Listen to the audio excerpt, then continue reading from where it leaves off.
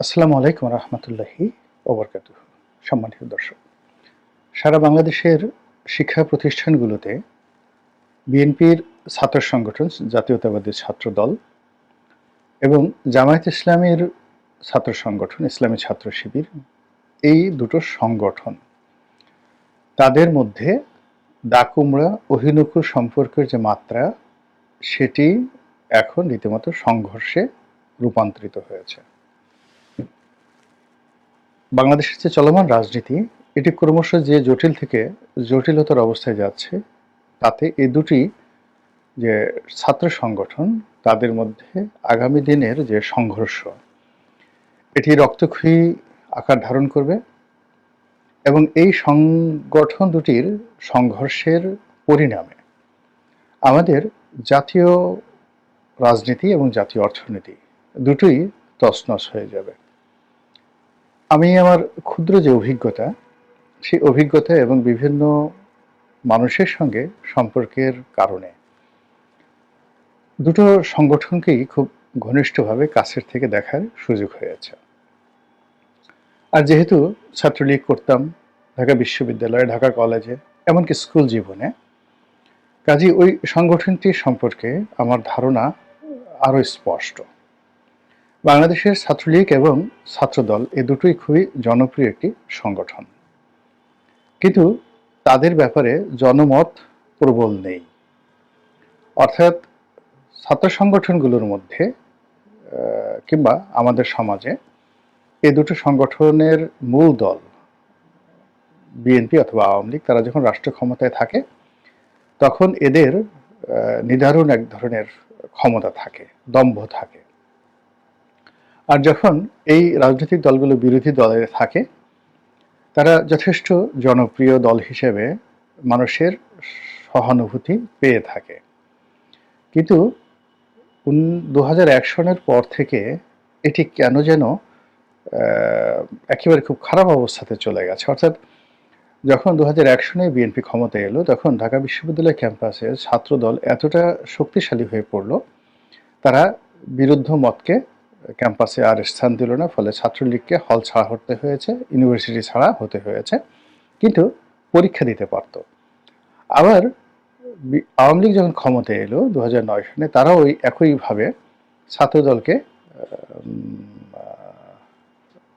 Campus ছাড়া করেছে এবং যে কাজটি করেছে সেটা হলো পরীক্ষা দিতে দিয়েছে। কিন্তু এখন যে অবস্থা তৈরি হয়ে গেছে ছাত্রলীগের বিরুদ্ধে, সকল রাজনৈতিক দলগুলো, বিশেষ করে বৈষম্য বিরোধী যারা নেতৃবৃন্দ রয়েছেন, যাদের পেছনে জামাত এবং শিবিরের সমর্থন রয়েছে, তারা এখন ছাত্রলীগকে ক্যাম্পাসে ঢুকতে দিতে চাচ্ছে না এবং কোনো পরীক্ষায় অংশগ্রহণ করতে দিচ্ছে না। এটাই বাস্তবতা। কথাগুলো বললাম এই কারণে যে কোনো মন্দ কাজ, সেটা সুদে এবং আসলে আগামী দিনে জনগণের উপর সেটা যাকে বলা হয় চাপানো হয় বা জনগণের উপর সেটি বোঝা হিসেবে আবর্তিত হয়, এটি বাস্তবতা। আমাদের দেশের স্বাধীনতার পর থেকেই ক্যাম্পাসগুলোতে ছাত্র শিবির কখনই জনপ্রিয় ছিল না। তবে তাদের জনমত ছিল তাদের পক্ষে। জনমত মানে তারা যে দলটি করে, সেই দলটি তারা ওন করে এবং এই দলের সঙ্গে যারা সম্পৃক্ত, তারা দলের জন্য জীবন দিতে পারে।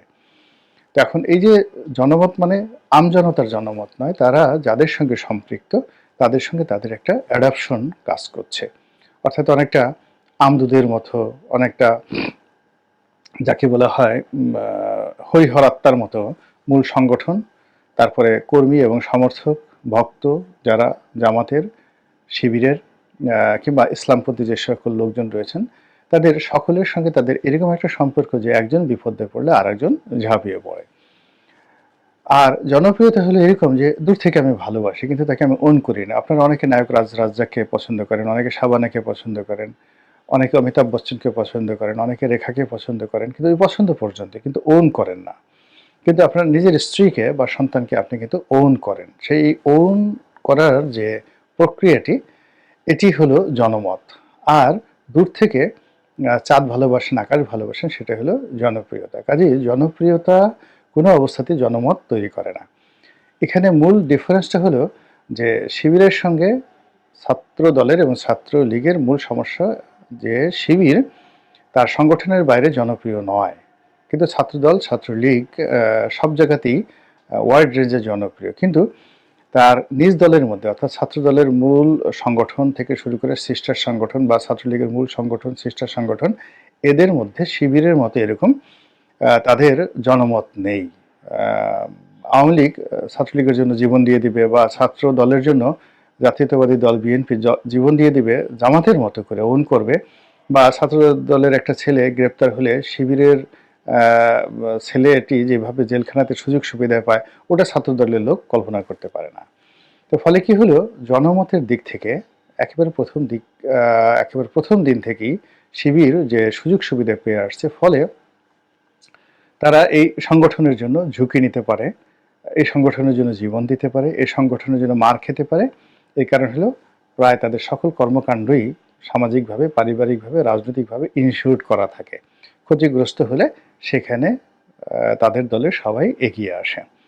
ফলে শিবির তাদের এই যোগ্যতা নিয়ে ক্ষেত্র বিশেষে চট্টগ্রাম বিশ্ববিদ্যালয়ে বিভিন্ন সময় তারা হানাহানিতে গিয়েছে। রাজশাহী বিশ্ববিদ্যালয়ে তারা একক আধিপত্য বিস্তার করেছে। কিন্তু ঢাকা বিশ্ববিদ্যালয় কিংবা অন্যান্য বিশ্ববিদ্যালয়গুলোতে তারা কখনোই ছাত্রদল কিংবা ছাত্রলীগের সঙ্গে কনফ্রন্টেশনে কখনো আসেনি। তারা সবসময় মার খেয়েছে, মার খেতে গিয়ে কখনো ছাত্রদলের হাতে মার খেয়েছে, তারপরে ছাত্রলীগের হাতে মার খেয়েছে, অথবা দুই দল একত্র হয়ে শিবির পিটিয়েছে। এবং শিবির পিটানো ঢাকা বিশ্ববিদ্যালয়ে একটা যাকে বলা হয় স্টাইলে পরিণত হয়েছিল। তো এই জায়গাটি থেকে শিবির বের হওয়ার জন্য, শক্তিমত্তা অর্জন করার জন্য তাদের একটা লং টার্ম প্ল্যান ছিল। এবং সেই প্ল্যানটা আমি 2013 সনে বা 12 সনে আমি শুনেছিলাম এবং এটি যেন তেন লোকের মুখে নয়, মীর কাসিম সাহেবের মুখের থেকে। এবং মীর কাসিম সাহেব যখন জীবিত তখন আবার এই কথা আমি নয়াদিগন্ত পত্রিকাতে লিখেছিলাম। কাজেই মৃত ব্যক্তিকে সাক্ষী রেখে অনেক সময় অনেক লোক অনেক কনফিউজ টাইপের কথাবার্তা বলেন। আমি সাধারণত এই জিনিসগুলোতে যাই না। তো আমি যে কথাগুলো বলছি এটাই নয়াদিগন্ততে ছাপা হয়েছে এবং মীর কাসিম সাহেব তখনও জীবিত ছিলেন। তো তিনি আমাকে একদিন বললেন যে আমাদের সকল বিশ্ববিদ্যালয়গুলোতে ব্যাপক প্রস্তুতি রয়েছে। পুলিশ যদি নিরপেক্ষ থাকে তাহলে অন্য জায়গার কথা বাদ, কেবলমাত্র ঢাকা বিশ্ববিদ্যালয়ে আমাদের যে শক্তি রয়েছে সেই শক্তি দিয়ে আমরা ছাত্রলীগ এবং ছাত্র শিবির এই দুটো সংগঠন, ছাত্রলীগ এবং ছাত্রদল এই দুটো সংগঠনকে আমরা 1 ঘন্টার মধ্যে ক্যাম্পাস ছাড়া করতে পারি। তো উনি এই কথা বলেছেন 2013 সনে বা 12 সনে। আর এখন 2025 সনে আপনারা বুঝতে পারছেন যে সেই সময়ের চাইতে অন্তত 100 গুণ বেশি অর্থবিত্ত শক্তিমত্তার অধিকারী ইসলামী ছাত্র শিবির, এবং একই সঙ্গে তারা সুসংগঠিত এবং এই মুহূর্তে রাষ্ট্রশক্তির একটা বিরাট অংশ তাদের পক্ষে।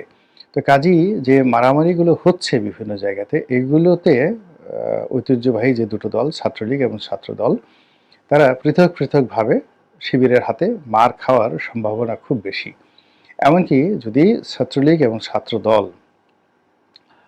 তারা একত্র হয় সেক্ষেত্রে 2-4টি ব্যাটেল বা 2-4টি যুদ্ধতে তারা জয়লাভ করলেও করতে পারে, কিন্তু দীর্ঘমেয়াদে তারা টিকে থাকতে পারবে না। এর কারণ হলো ছাত্রলীগকে ব্যাক দেওয়ার মতো কোনো শক্তি এই মুহূর্তে বাংলাদেশে নেই এবং আগামী 2-4-5 বছরও হবে না। আর সেখানে ছাত্রলীগের যারা নেতৃবৃন্দ নিজেদের শক্তিমত্তায় তাদেরকে জেল জুলুম হুলিয়া মারামারি কাটাকাটি ক্ষতিপূরণ হাসপাতালে ভর্তি সবগুলো তাদেরকে মোকাবেলা করতে হবে। এবং একই সঙ্গে ছাত্রদলের অবস্থাও তদ্রূপ। এখানে ছাত্রদলের যারা আছেন তারাও মূল দল থেকে সাহায্য পাবেন, সহযোগিতা পাবেন, তাদেরকে অর্থনৈতিকভাবে সহযোগিতা করবে বা তাদের পক্ষে একটা টেলিফোন উঠিয়ে তারপরে একটা কথা বলবেন কোনো একটা সরকারি অফিসে, আর সেই বিএনপি নেতার কথা মতো ছাত্রদল নেতাদেরকে পুলিশ ছেড়ে দেবে, এরকম অবস্থা এখন পর্যন্ত বাংলাদেশে তৈরি হয়নি। কিংবা ধরুন জামাতের যে সকল নেতৃবৃন্দ এই মুহূর্তে খুব স্টার পর্যায়ে রয়েছেন, যেমন গোলাম পরওয়ার সাহেব স্টার হয়ে গেছেন, মিজানুর রহমান আজাহারি স্টার হয়ে গেছেন, জামাতের আমির সুপার স্টার হয়ে গেছেন, তারপরে ডক্টর মাসুদ তিনিও এখন স্টার। এর বাইরে হামিদুর রহমান আজাদ রয়েছেন, সেলিম উদ্দিন সাহেব রয়েছেন, তারা সবাই মোটামুটি স্টার পলিটিক্সিয়ান হয়ে গেছেন এই ঢাকা শহরে। এখন এই যে কজন নাম বললাম এরপর আরও অনেকে হয়তো আছেন, তারা কোনো সরকারি অফিসে গেলে, কোথাও টেলিফোন করলে, কোনো পাবলিক প্লেসে দাঁড়ালে যে ইমেজ তৈরি হয়, ঠিক সেই সমপর্যায়ের ইমেজ অন্য কোনো রাজনৈতিক দলের নেতাদের মধ্যে এই মুহূর্তে নেই। আওয়ামী লীগের লোকজন তো দাঁড়াতেই পারবেন না। আর বিএনপির যারা আছেন, আপনি একটু পাশাপাশি চিন্তা করেন তো, রিজভী সাহেব দাঁড়িয়ে আছেন, আর আমিরে জামাত দাঁড়িয়ে আছেন, অথবা ধরুন মির্জা আব্বাস সাহেব দাঁড়িয়ে আছেন, অথবা আমিরে জামাত দাঁড়িয়ে আছেন। সেখানে আপনার কাছে কি মনে হয় যে এখনকার যে পার্সপেক্টিভ রয়েছে সেই প্রেক্ষাপটে বা পার্সপেক্টিভে কার দিকে আপনার দৃষ্টি নিবদ্ধ হবে, বা মাইক নিয়ে কার কথা শোনার জন্য লোকজন এগিয়ে যাবে, এবং সাধারণ যারা জনতা কার দিকে দৃষ্টি ফেরাবে? সময় এখন যেহেতু জামাত এবং শিবিরের দিকে চলে গেছে, ফলেই তাদের সঙ্গে যদি আপনাকে সংঘাত করতে হয়, তাহলে আপনাকে ম্যাটিকুলাসলি, যেটা ডক্টর মোহাম্মদ ইউনূসের সেই বিখ্যাত কথা, ম্যাটিকুলাসলি আপনাকে প্ল্যান করতে হবে, তারপর শেষে পরিকল্পনা করতে হবে, তারপর প্রস্তুতি নিতে হবে, বিনিয়োগ করতে হবে, এবং ট্রেনিং লাগবে, যথেষ্ট লেফট রাইট করার মতো ট্রেনিং লাগবে। এখন জামাত শিবির এই গত 15 বছর ধরে দৌড়ানো, দৌড় থেকে বের হয়ে মিছিল করা, আপনি দেখুন জামাত শিবিরকে নিয়ে অনেক হাসাহাসি করতো। তো জামাত শিবির গত 15 বছরে অনেকগুলো মিছিল মিটিং করেছেন। তাদের সেই মিছিল মিটিং তারা হুট করে ঝটিকা মিছিল মিটিং করেছেন, কিন্তু সেই মিছিল মিটিংয়ে দেখা গেল যে অনেক লোক হতো, প্রচুর লোক হতো, আবার তারা সেই মিছিল মিটিং করে পালিয়ে যেত, আবার তারা ধরা পড়তো, 1 মাসের মধ্যে তারা কিন্তু বের হয়ে যেত। এখন উল্টো যদি বিএনপির দিকে চিন্তা করেন, যে এমন ঘটনাও গেছে, রিজভী সাহেব 4-5 জন মহিলাকে নিয়ে পল্টন অফিসের সামনে মিছিল করেছেন, লোক পাওয়া যায়নি। তিনি ঝটিকা মিছিল করার জন্য মিরপুরে গেছেন, কিন্তু 10-12 জনের বেশি লোক হয়নি। তো সেই তুলনায় বিরূপ সময়ে বিএনপির যে ফাইটিং টেন্ডেন্সি এবং জামাত শিবিরের যে ফাইট করার যে দক্ষতা, এ দুটো আপনি তুলনা করেন। আবার এই যে সুসময়ে এসেছে, এই সুসময়টি জামাত শিবির যেভাবে ব্যবহার করতে পেরেছে সরকারি অফিসে, বেসরকারি অফিসে, আইন আদালতে, সব জায়গাতে, সেটা বিএনপি এখন পর্যন্ত তার ধারের কাছেও যেতে পারেনি। তো সেই অবস্থাতে যদি শিবিরের সঙ্গে আপনাকে মারামারি করতে হয়, তাহলে আগে শিবিরকে বুঝতে হবে। এখন শিবিরের কি বুঝবেন আপনি? শিবিরের 10% আপনি দেখতে পাবেন, 90%ও তাদের যাকে বলা হয় মুখ দেখা যায় না। বিভিন্ন অফিসে চাকরি করছে, ইউনিভার্সিটি সেকেন্ড ইয়ারে, থার্ড ইয়ারে পড়ে, কিন্তু তারা চাকরি করছে, অর্থনৈতিকভাবে স্বাবলম্বী। আর ছাত্রদলের যে ছেলেটা, সে তো সেই কাজগুলো করছে না, সে বাপের টাকা দিয়ে চলছে। তারপরে শেষে যারা দুষ্ট লোক, তারা চাঁদাবাজি করছে, ফলে এখানে তো সাম্যতা আসছে না। 2 নম্বর হলো যে তারা বিভিন্ন সংগঠনের মধ্যে, 10 থেকে 12টি সংগঠনের মধ্যে তারা ঢুকে আছে, এবং আপনি তাদেরকে দেখে বুঝতে পারবেন না যে এরা শিবিরের লোক। আপনি ঢাকা বিশ্ববিদ্যালয়ের এই যে কোটা বিরোধী আন্দোলন 2018 থেকে এখন পর্যন্ত, সেই কোটা বিরোধী আন্দোলনে জামাত শিবির ইনভেস্টমেন্ট কত, সেই তুলনায় বিএনপির ইনভেস্টমেন্ট কত? এবং যত এই যে কোটা বিরোধী নেতৃবৃন্দ রয়েছেন, তারা মানে পূবের চাঁদ পশ্চিমে উঠে গেল, জামাতের নেতাদের সামনে মুখ তুলে কথা বলতে পারবেন না। এর কারণ হলো অনেক নেতা রয়েছেন যাদের ঘর চালানো, সংসার চালানো, তারপরে শেষে হাসপাতালের বিল দেওয়া, এরপরে তাদের রাজনৈতিক কর্মকাণ্ড থেকে শুরু করে আরও অনেক ক্ষেত্রে জামাত এবং শিবিরের যে বিনিয়োগ রয়েছে, সেই বিনিয়োগ বাংলাদেশের অন্য কোনো রাজনৈতিক দলের নেই। তারা শুধু মুখে মুখে কথা বলেছে। এখন বিএনপির লোক বলুক তো যে আমরা অমুক অমুক লোককে এত কোটি টাকা দিয়েছি, এত লাখ টাকা দিয়েছি আন্দোলন করার জন্য, বলতে পারবে না।